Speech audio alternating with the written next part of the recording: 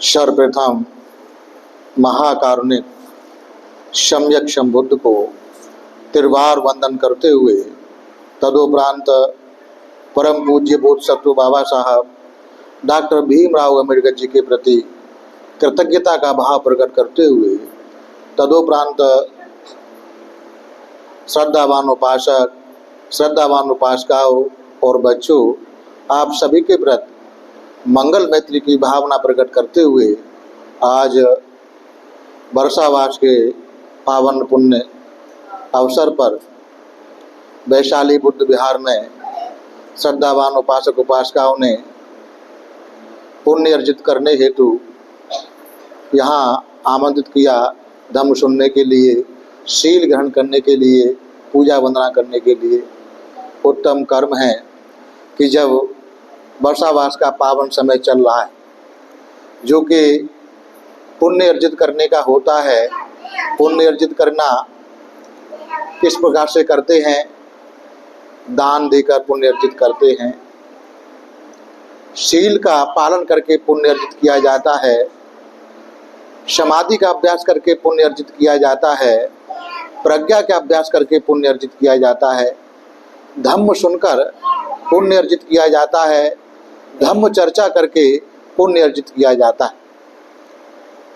कहीं वर्षा काले, कहीं वंती जी वर्षावास करते हैं, उनकी आवश्यकताओं को पूरा करने के लिए जब अपना सहयोग देते हैं, पुण्य अर्जित करते हैं।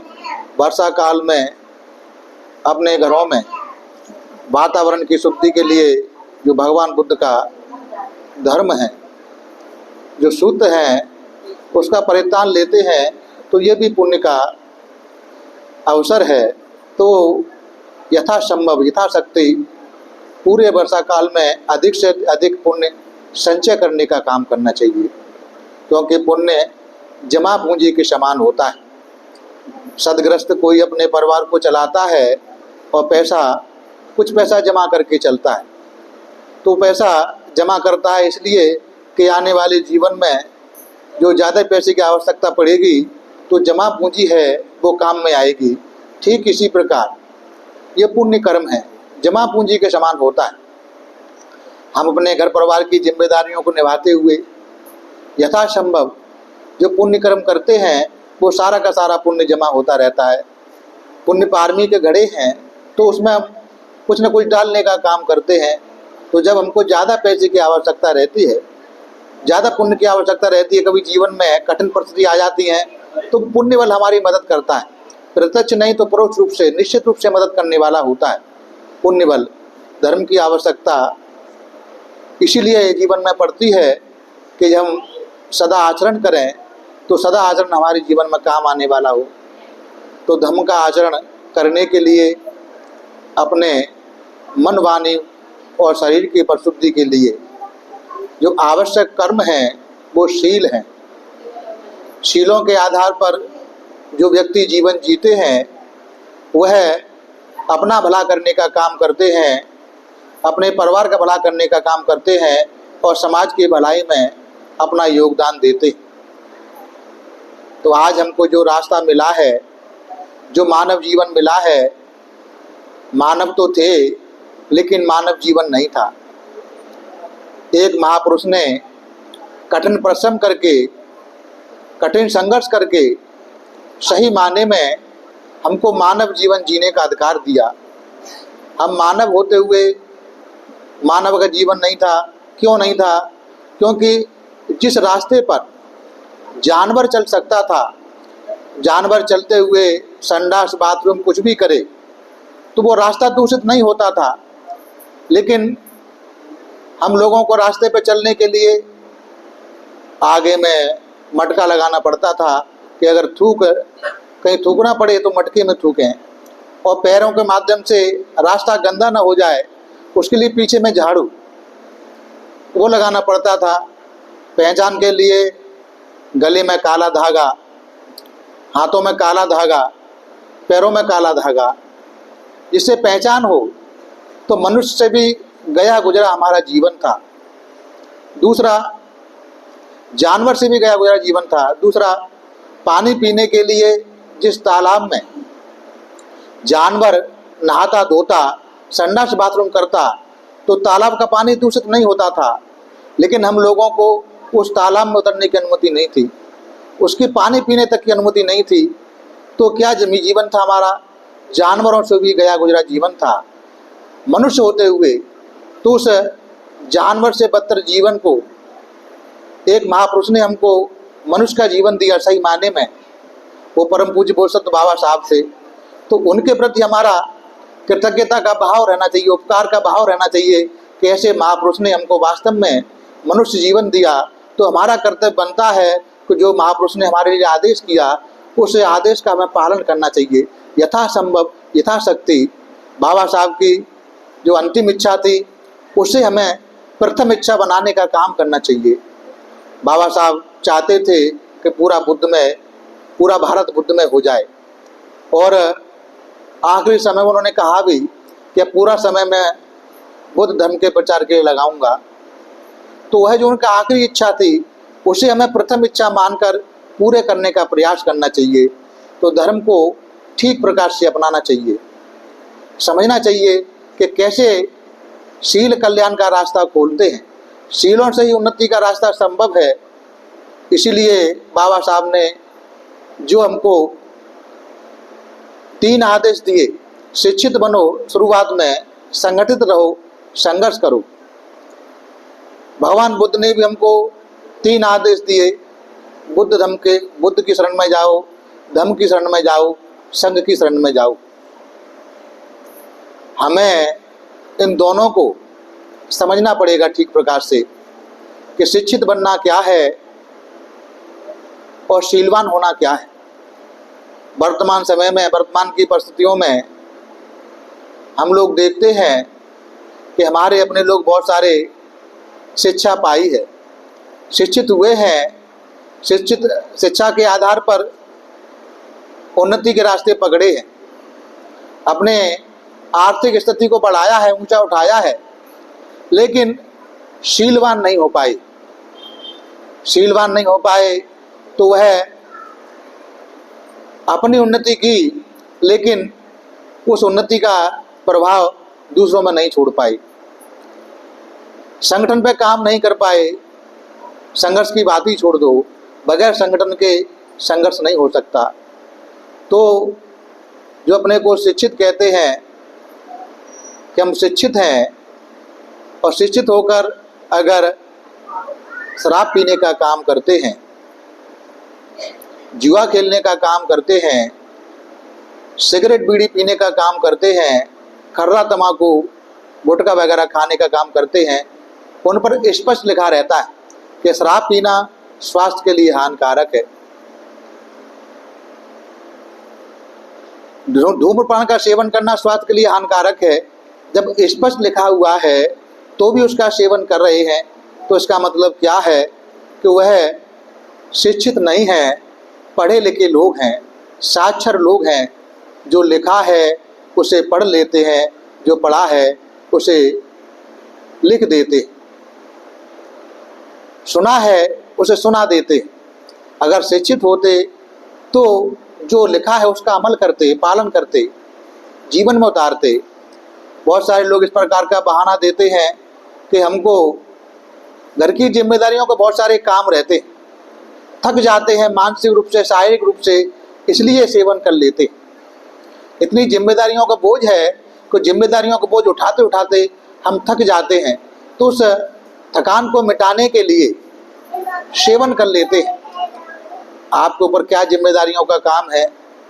बाबा साहब ने समाज की जिम्मेदारियों को निभाते हुए 18-18 घंटे श्रम किया, मेहनत किया, एक ब्रेड पर, एक चाय पर जीवित रहे, तो उनको कितना शारीरिक थकान होती। उन्होंने थकान को मिटाने के लिए कभी इसका सहारा नहीं लिया। हम एक सुंदर बहाना बनाते हैं कि इसका सहारा लेना पड़ता है, मजबूरी है, समाज में उठना बैठना है, सबसे लोक व्यवहार करना है। तो क्या बाबा साहब ने समाज से लोक व्यवहार नहीं किया, समाज में उठे बैठे नहीं? क्या नहीं किया उन्होंने? आपसे ज़्यादा मेहनत की। आप केवल परिवार की जिम्मेदारियों को देखते हैं, बाबा साहब ने समाज की जिम्मेदारियों को देखा, निभाया, उस पर चले, तो हम उनको अपना आदर्श मानते हैं। उनको अपना मसीहा मानते हैं और सही माने वो हैं, उसके हकदार हैं, बोधसत्व हैं। बोधसत्व कोई आसान काम नहीं है। जो बुद्ध बनने वाले होते हैं वो बोधसत्व कहे जाते हैं। तो ऐसे मसीहा का जो आदेश है उसे हम पालन करना चाहिए। शुरुआत कैसे करें?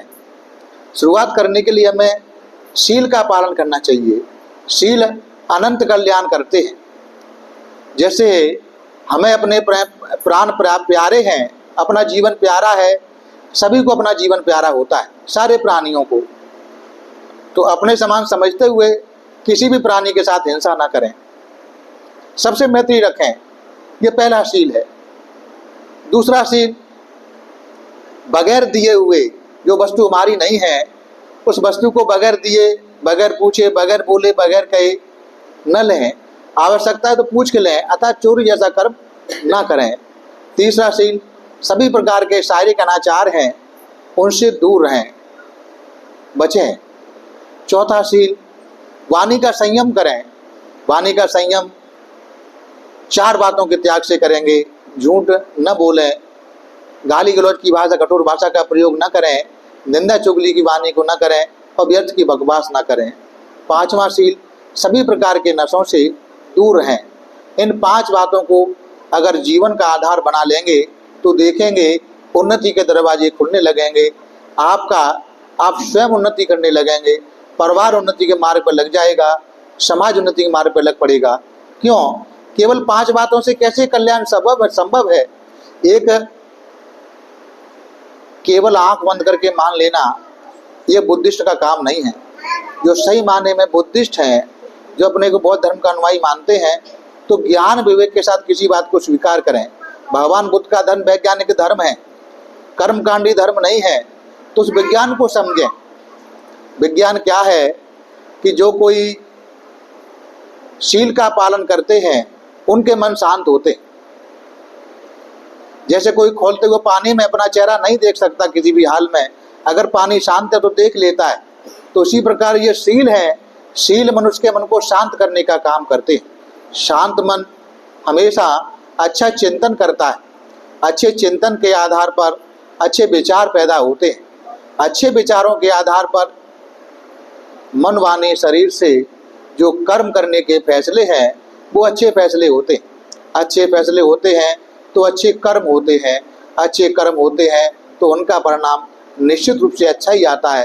क्योंकि सृष्टि का, इस निसर्ग का, इस प्रकृति का ऐसा नियम है कि हम जिस प्रकार का बीज इस धरती में बोते हैं उसी प्रकार का फल हमको प्राप्त होता है, उसी प्रकार का वृक्ष हमको प्राप्त होता है। हम जो भी बीज डालेंगे उसी का हमको वृक्ष और फल मिलेंगे। हम नीम का बीज डालें, हमें आम खाने को मिल जाए, आम का पेड़ मिल जाए, तो ऐसा संभव नहीं है। हम आम का बीज डालें और नीम का हमको मिले, ये भी संभव नहीं है। तो हमको जीवन में अच्छे परिणाम पाने हैं तो सृष्टि के नियम को समझना है, उसके आधार पर काम करना है। तो हमें अपना कल्याण का रास्ता खोल पाएंगे, अपने परिवार के कल्याण का रास्ता खोल पाएंगे और समाज के कल्याण का रास्ता खोल पाएंगे। कभी कभी लोग बोलते हैं कि बंते जी ये शील है बड़ा कठिन है। हम समाज में जीते हैं, समाज के साथ लोग व्यवहार करना पड़ता है, सुनना पड़ता है उनकी बातों को, तो इसलिए शील का पालन बड़ा कठिन है। इसे पालन करने में बड़ी कठिनाई होती है, इसलिए इसका पालन करना हमारे बस में नहीं होता। ग्रस्त लोगों को ज़्यादा, उपासक लोगों को ज़्यादा रहता है, उपासक लोगों को नहीं। एक घटना है बेंगलोर के एक बुद्ध विहार की। वहाँ एक बंती जी रहते थे। यहाँ जैसे लोग आए हैं वहाँ पर भी लोग आते, शील ग्रहण करते, पूजा मंत्रा लेते, बंती जी धर्म सिखाते, शील देते, धर्म दिशना देते। उपासक लोग बहुत सारी मात्रा में आते, उपासक लोग कम आते। तो एक बार उन्होंने लोगों को, शाम का समय था, धर्म उपदेश दिए, वो सुबह का समय था, धर्म देशना दी, पूजा वंदनालय शील दिए, तो लोग चले गए। उसके बाद में एक उपासक बंत जी के पास में आता है बंते जी को वंदन करता है। उपासक था, पढ़ा लिखा व्यक्ति था, वंदन करता है, नमस्कार करता है और कहता है कि बंते जी एक जिज्ञासा हम आपके पास लेके आए। कि वो क्या है कि बंते जी आप देखते हैं ना कि बुद्ध विहार में उपासका लोग तो आते हैं लेकिन उपासक लोग नहीं आते, बहुत कम आते हैं। कि हाँ ये तो देखने को मिलता है कि उपासक लोग नहीं आते। तो पता है किस कारण से नहीं आते? उपासक बोलता है कि बंते जी आप जानते हैं किस कारण से नहीं आते? कि नहीं हम नहीं जानते। तो मैं आपको बताता हूँ किस कारण से नहीं आते। कि कारण ये है कि उपासक लोग गृहस्थ की जिम्मेदारियों को निभाते हैं तो शील उनके कम ज़्यादा होते हैं। वो आप जब बुद्ध विहार में आते हैं तो सबसे पहले शील देते हैं, शील का पालन करो। तो ऐसा लगता है कि आप एक डंक सा मारते हैं, उनको याद दिलाते हैं कि तुम शीलवान नहीं हो। तो इसलिए वो नहीं आते, इसलिए नहीं आ पाते। और आपने देखा होगा बंते जी, उपासक बोलता है कि और आपने देखा होगा बंते जी, किसी मंदिर में जाते हैं उपासक लोग, उपासक लोग भर भर के जाते हैं, इतना भीड़ होती है कुछ कहने की नहीं। ऐसी भीड़ हमको अभी भी देखने को मिल रही है, जैसे अभी चल रहे हैं, वर्तमान समय है उसी प्रकार का समय है। जगह जगह बहुत सारा लोग जमा होते हैं, बड़ा पैसा खर्च कर रहे हैं। तो इतना लोग जमा होते, इतना पैसा खर्च करते हैं, कुछ कहने की नहीं, लेकिन बुद्ध विहार में आने से कतराते। पता है क्यों? बंते जी कहते हैं कि नहीं पता, आप बताइए, हम नहीं जानते। तो उसका एक कारण है। कारण ये है कि वहाँ मंदिरों में जाने के लिए कोई शील नहीं देता, कोई नहीं बताता कि तुमको शील का पालन करना है, तुम्हें उन्नति करनी है, तुम्हें अपने परिवार को आगे बढ़ाना है, तुमको आगे बढ़ना है, तुम्हें जीवन में ऊंचे उठना है। तो तुम्हें शील का पालन से कोई मतलब नहीं है। तुम मंदिर में आओ, पूजा आरती करो, दान दो, अगरबत्ती मोमबत्ती लगाओ, पुष्प चढ़ाओ और तुम्हारा उन्नति का दरवाज़ा खुल जाएगा। और नहीं खुलेगा तो मैं स्पेशल पूजा कर दूंगा तो खुल जाएगा। तो वहाँ कोई शील की शिक्षा नहीं देता। और वहाँ तो ये तक है कि तुम कोई पाप कर्म करते हो, तुम चाहे चोरी करो, चाहे हत्या करो, चाहे अनाचार करो, चाहे वाणी के माध्यम से गुमराह करने का काम करो, शराब शराब कुछ भी पियो, अगर कोई पाप लगेगा तो मैं तुम्हारे लिए स्पेशल पूजा कर दूंगा, तो उससे तुम्हारे पाप धुल जाएंगे और तुम्हें गंगा में नहा लोगे तो तुम्हारे पाप धुल जाएंगे। तो इस प्रकार बंते जी वहाँ कोई शील सदाचार का मार्ग नहीं बताता, वहाँ स्पेशल पूजा का विधान है, गंगा नहाने का विधान है। इसलिए मनुष्य वहाँ लोग बहुत सारे जाते कि अगर कोई पाप कर्म करता है तो घबराओ नहीं, पाप कर्म कर लो, जितने कर सकते हो उतने पाप कर्म करो और हम स्पेशल पूजा कर देंगे, गंगा में स्नान करा देंगे, आपके सारे पाप धुल जाएंगे। तो इसलिए वहाँ लोग जाते हैं। और यहाँ आपके पास में लोग आते हैं तो आप कहते हैं कि तुम्हें ही शील का पालन करना है, तुम्हें ही समाधि का अभ्यास करना है, तुम्हें ही प्रज्ञा जागृत करनी है, सब तुम्हें ही करना है। जब बंते जी सब हम लोगों को ही करना है तो यहाँ भगवान बुद्ध की मूर्ति की आवश्यकता क्या है? और बंते जी आपकी भी आवश्यकता क्या है जब सब हमको ही करना है? वहाँ ऐसा नहीं है, वो हमको कुछ नहीं करना है, हमको तो पूजा करनी है। इसलिए लोग आपके पास नहीं आ पाते, बहुत कम आते हैं। तब बंते जी कहते हैं अच्छा है उपासक, ये सब हमको देखने को मिलता है कि ऐसा तो है, बहुत सारे लोग उधर जाते हैं, बहुत सारी भीड़ की भीड़ जमा होती है, बहुत सारा पूजा अर्चना भी करते हैं, बहुत सारा पैसा भी खर्च करते हैं धर्म के नाम पर। तो हम एक बात जानना चाहते हैं, बंते जी बोलते हैं एक बात जानना चाहते हैं कि जब जो लोग मंदिरों में जाते हैं, पाप कर्म करते हैं और स्पेशल पूजा करा लेते हैं, उनके पाप सब धुल जाते हैं, नष्ट हो जाते हैं। तो हम ये जानना चाहते हैं फिर इस देश में ये पुलिस का आवश्यकता क्या है? इस कोर्ट की आवश्यकता क्या है, इस जेल की आवश्यकता क्या है, इन सबको नहीं होना चाहिए।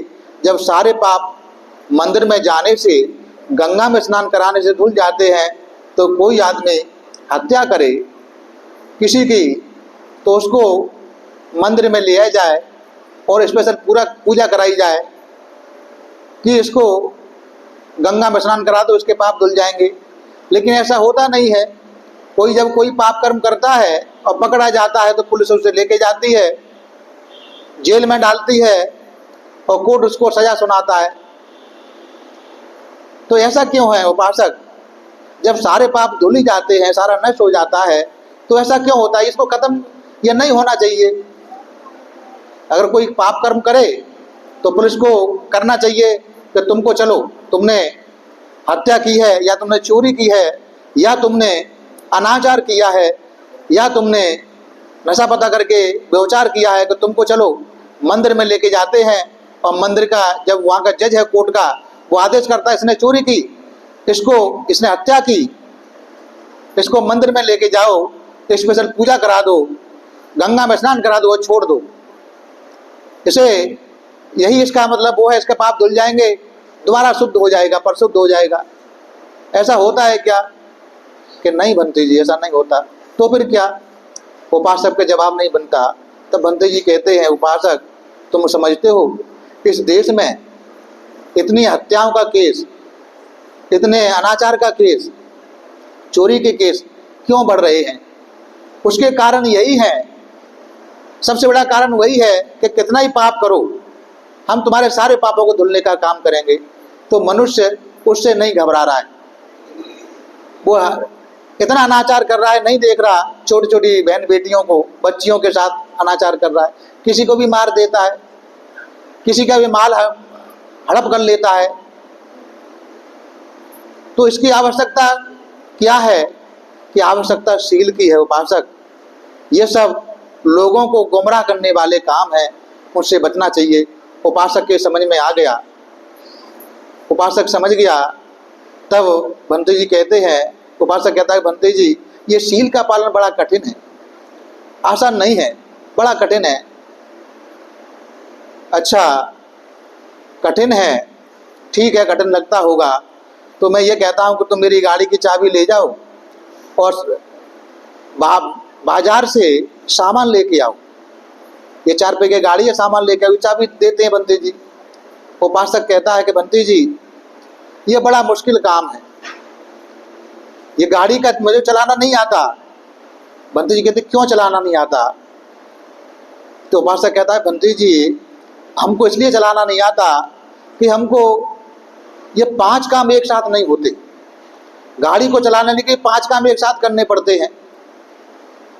एक पैर क्लीच पर होता है, एक पैर ब्रेक पर होता है, एक हाथ गियर पर और एक हाथ स्टीयरिंग पर और नज़र सामने। इस प्रकार 5 काम एक साथ करने पड़ते हैं। इसलिए ये 4 पहिए का गाड़ी का चलाना हमारे लिए बड़ा मुश्किल है, इसलिए गाड़ी को हम नहीं जानते, नहीं सीखते। तो भंते जी कहते हैं अच्छा कठिन काम है कि हाँ भंते जी बड़ा ही कठिन काम है। तो ऐसा करो, जो ड्राइविंग सेंटर होते हैं, ट्रेनिंग सेंटर, वहाँ पर भर्ती हो जाओ।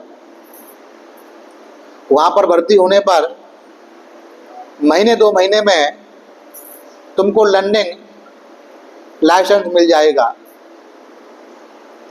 तो वह भर्ती होता है और लर्निंग लाइसेंस मतलब गाड़ी चलाना सीखता है। धीमे धीमे महीने 6 महीने परफेक्ट हो जाता है। परफेक्ट हो जाता है तो भंते जी कहते हैं वो 5 काम के साथ में एक काम और करने लगता है। एक काम क्या करता है कि गाड़ी को चलाते हुए 6वां काम मोबाइल से बात करने लगता है। किसी भी ड्राइविंग ट्रेनिंग सेंटर में कोई भी मोबाइल को चलाते हुए गाड़ी चलाना नहीं सिखाता, लेकिन एक काम वो अपने से सीख जाता है। तो भंते जी कहते हैं ठीक इसी प्रकार जो शील है पालन करने में कठिन लगते हैं, कठिन लगते हैं क्योंकि उसका ट्रेनिंग नहीं है, उसका अभ्यास नहीं है। अगर उसका मनुष्य अभ्यास करे, धीमे धीमे अभ्यास करे, क्योंकि गृहस्थों के लिए ये शील व्रत नहीं है, ट्रेनिंग है। एक बार में नहीं पकता है, एक बार में तैयार नहीं होता है। उपासक में खोटे रहती हैं, लेकिन प्रयास करता जाए तो एक न एक दिन वो इतना परफेक्ट हो जाएगा कि 5 शील की क्या, वो 6वां शील, 7वां शील, 8वां शील पालन करने लगेगा। और जिस समय वो इन शीलों पक जाएगा, पालन करने लगेगा, देखेगा थोड़े ही समय में उसकी उन्नति के रास्ते खुल जाएंगे। गाड़ी को ऐसे दौड़ाएगा एकदम बहुत अच्छी तरीके से, ऐसे ही जीवन की गाड़ी बड़ी सुंदर गति से चलने लगेगी अगर वह शील का अभ्यास करता है। तो शील जीवन में बहुत ही महत्वपूर्ण है। शील इतना कल्याण करते हैं कि उसकी कोई सीमा नहीं है। बाबा साहब ने बुद्ध और उनका धम्म में लिखा, ये पुस्तक यहाँ रखी है, कि जो स्थान दूसरे धर्मों में ईश्वर का है वह स्थान नैतिकता का है भगवान बुद्ध के धर्म में। तो नैतिकता का स्थान ईश्वर का स्थान रखता है बुद्ध धम्म में। तो शील, हम याचना करते हैं अपने पीड़ा को, कष्ट को दूर करने के लिए किसी देवी देवता के पास में, किसी भगवान के पास में, अगर वही उतना समय, उतनी ऊर्जा शील पालन में लगा दें तो हमें किसी भी देवी देवता की, ईश्वर के आत्मा की आवश्यकता नहीं पड़ेगी। हम देखेंगे कि शील का पालन करते हुए हम सारे कष्ट मुसीबत से, जीवन में आने वाली कष्ट पीड़ा से, विघ्न बाधाओं से मुकाबला करने की शक्ति पैदा कर लेंगे और उनसे मुक्त होने का काम करेंगे। शील हमारे ज्ञान को, विवेक को जागृत करने का काम करते हैं। कोई समस्या जीवन में आती है तो उसका चिंतन करने का जो ऊर्जा है हमारे अंदर पैदा होती है। हम यह विवेक लगाने लगते हैं कि आज जो समस्या हमारे जीवन में आई है किस कारण से आई है, किस कारण से आई है, कोई कारण है, उसका निवारण भी होगा तो हम उस निवारण के मार्ग पे पहुंच जाते हैं, अपनी समस्या का निवारण कर लेते हैं। होता क्या है कि जीवन में कोई समस्या आती है तो हम जब शीलवान नहीं हैं तो सोचते हैं कि किसी बाबा के पास जाया जाए, वो हमको कोई ताबीज बांध देगा, कोई मंत्र पढ़ देगा, कोई हमारे दुख को दूर करने वाली विधि बता देगा, कोई जोश से हमारे हाथ को देख लेगा, अच्छे दिन कब आएंगे उसके बारे में बता देगा, कैसे हमारी मुसीबत दूर होगी तो गंदा ताबीज, कोई पूजा वगैरह बता देगा, मुसीबत हमारी दूर हो जाएगी। ये सारी की सारी बातें गुमराह करने वाली हैं, अंधकार में ले जाने वाली हैं। भगवान बुद्ध का धर्म प्रकाश प्रदान करने वाला है। भगवान बुद्ध ने कहा है, अत्त दीपो भव, अपने दीपक स्वयं बनो। तो अपने दीपक स्वयं बनो यानी अपना प्रकाश अपने से प्रकाशित करो। हमारे जीवन में जब अंधेरा है, किसी दुख को लेकर, किसी पीड़ा को लेकर, कष्ट को लेकर, तो चिंतन मनन के माध्यम से हम उस अंधेरे को दूर कर पाएंगे। हमारे अंधेरे को कोई दूसरा दूर करने वाला नहीं है। ये बात हमको समझना पड़ेगा ज्ञान पूर्वक, विवेक पूर्वक। आज आप सभी लोग यहाँ बुद्ध विहार में जमा हुए हैं। भगवान बुद्ध का जो धर्म है, मन की निर्मलता, वाणी की निर्मलता और चित्त की, शरीर की निर्मलता का धर्म है। यानी मन, वाणी, शरीर को निर्मल बनाने वाला धर्म है। मन, वाणी, शरीर निर्मल बनता है शील के पालन से। शुद्धता का धर्म है। तो अपने चित्त को, मन को, वाणी को, शरीर को शुद्ध करें शील पालन से, और शुद्ध करें आंतरिक रूप से और बाहर रूप से दिखें भी शुद्ध। शांति का प्रतीक भगवान बुद्ध का धर्म है। इसी श्रृंखला में करुणा बुद्ध विहार के लोग हैं, वह उपासक उपासिका जो बुद्ध सोसाइटी ऑफ इंडिया और प्रबुद्ध महिला मंडल, लोगों को शील पालन की प्रेरणा मिले, अपने चित्त को शुद्ध करें, परिशुद्ध करें, शांत करें, मन को, वाणी को, शरीर को, और शुद्ध दिखें, शांत दिखें। तो उसका क्या है, शुद्ध दिखना क्या है? जैसे सफ़ेद कपड़ा होता है, सफ़ेद कपड़े में कोई दाग लगता है तो अलग से दिखता है। ऐसे ही हमारे आचरण में कोई दाग लगता है तो अलग से दिखता है। तो जब हम सफ़ेद पहनेंगे तो दाग न लगने पाए, ऐसे जीवन जिएंगे, उठेंगे बैठेंगे कपड़ों के पहनते हुए कोई दाग हमारे कपड़ों में न लग जाए, कपड़ा अच्छा नहीं लगेगा।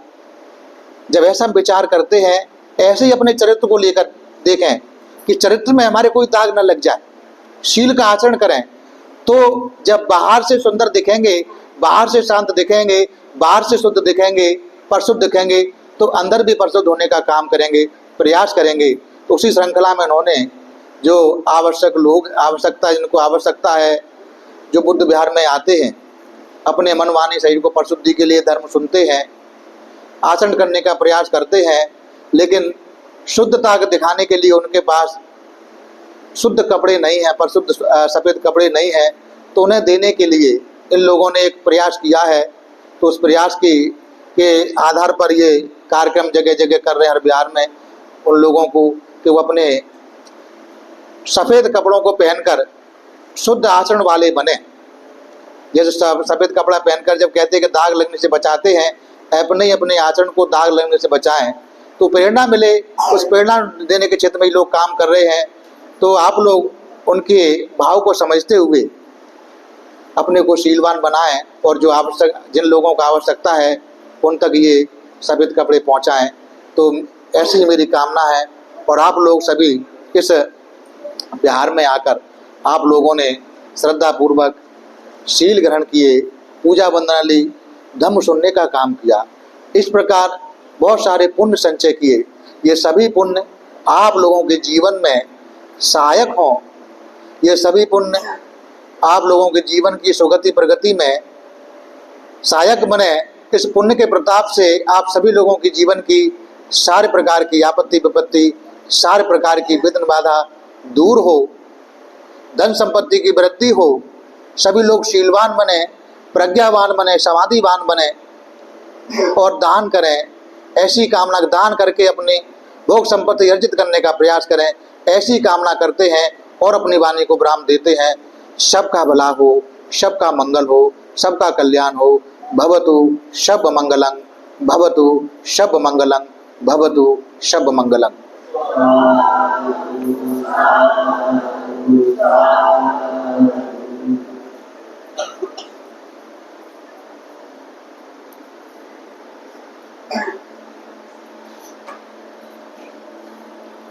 No.